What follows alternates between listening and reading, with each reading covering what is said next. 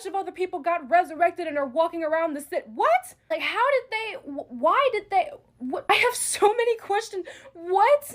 This is a clear example of someone who think they are smart, but in reality, not very smart. In her own words, the Bible does not make sense and is full of contradiction. Let's see if she can prove that. If it is your first time on the channel, would you consider liking the video? It helps with the algorithm. All right, let's hear what she has to say.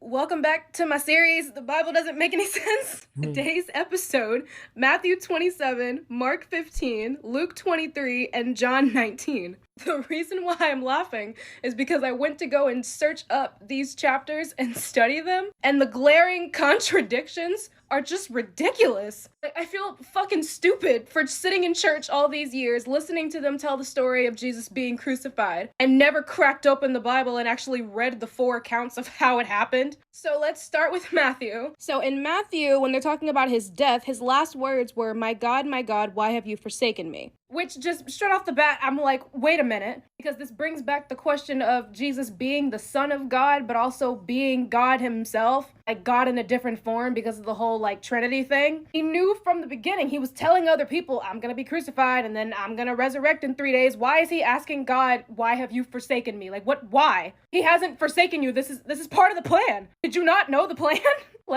Yes, Jesus was fully aware he was going to die and resurrected on the 3rd day. That was the reason he was sent to die for our sins. But there are 2 reasons why Jesus said, my God, why have you forsaken me? Number 1, he was fulfilling the prophecy in Psalm chapter 22, verse 1, which read, my God, why have you abandoned me? Why are you so far away when I groan for help? And the second reason is, in those awful moments, as evil men were allowed to do whatever they want to Jesus, Jesus was expressing his feeling of abandonment. Remember, God placed the sin of the world on him and he was being tortured. That is the reason why Jesus said, my God, why have you forsaken me? All right, let's continue.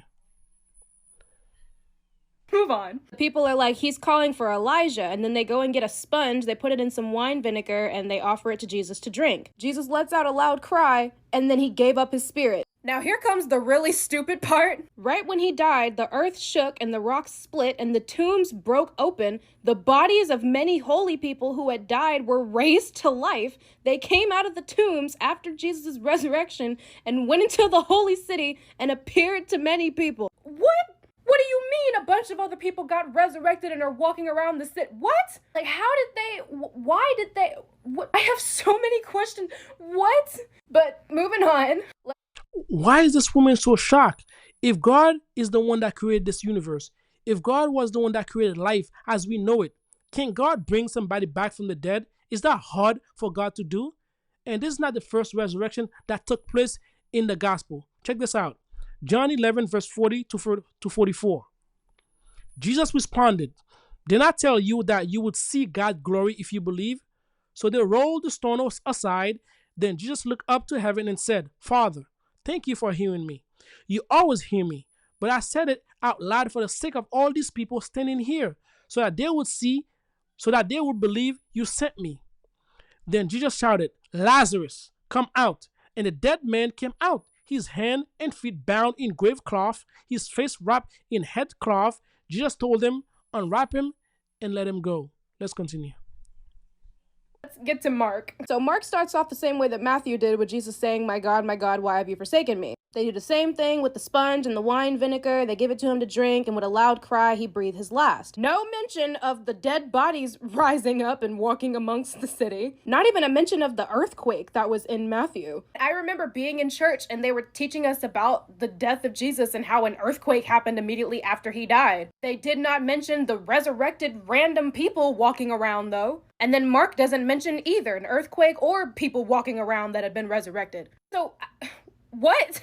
Moving on to Luke. In Luke, his last words are completely different. Father, into your hands I commit my spirit. And when he said this, he breathed his last. Then the people that were watching beat their breasts and went away. And that's just it. No wine vinegar on the sponge, no earthquake, no random people rising from the dead and walking around. People just beat their breasts and left. Now let's get to John. In John, apparently Jesus actually says, I'm thirsty, which he does not say in the last 3 accounts of his death. They give him the wine vinegar on the sponge, and then Jesus says, "It is finished," and then he dies. Then they start talking about the other two people that were crucified and about breaking their legs and taking the bodies down. And they didn't break Jesus' legs, they just pierced his side with a spear. Because apparently this was supposed to line up with some prophecy that was written before in Exodus 12, Numbers 9, and Psalm 34. Again, no earthquake, no random bodies rising from the dead and walking amongst the people, completely different last words, and now he's pierced in the side. And the last three didn't say anything about that.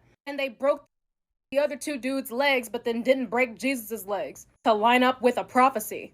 Also, something interesting that People in TikTok are really misinformed. The four Gospels, Matthew, Mark, Luke, and John, were written by different people to different audiences and for different purpose. Just like four people who witnessed a crime but focused on different detail. They are different perspective in the gospel, but that does not mean they are contradictory. If the four gospels were exactly the same, people would conclude these people were obviously copying from one another. But the fact that they are different should tell us these men were honest in telling the truth. Let's continue.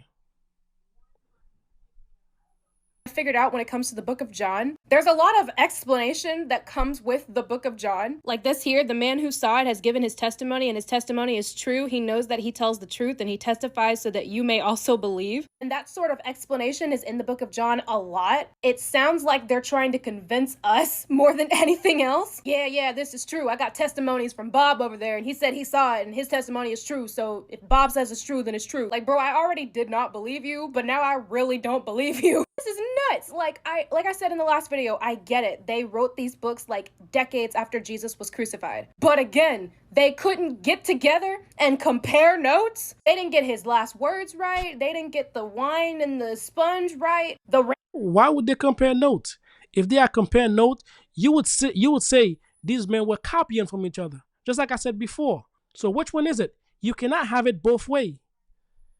God. Random people raising up from the dead. I'm not going to get over that because what the fuck? In one account, he's pierced in his side, and in the other three, he's not. In one account, he fills the prophecy of not having his legs broken, and the other three don't even mention anything about legs being broken. This is just laughable. How did I believe this? I feel fucking dumb. Contradictions are so ridiculously like, are we watching the same crucifixion? Like, what happened?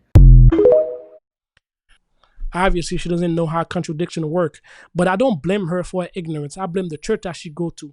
They should have taught her basic apologetic. But I've come to learn over the years, people to find any excuse not to believe in God, not to believe in Jesus Christ, not to believe in the resurrection, because they want to live however they want. And that is a fact. All right, if it is your first time on the channel, please consider liking the video and subscribe. And I'll see you on the next one. Take care.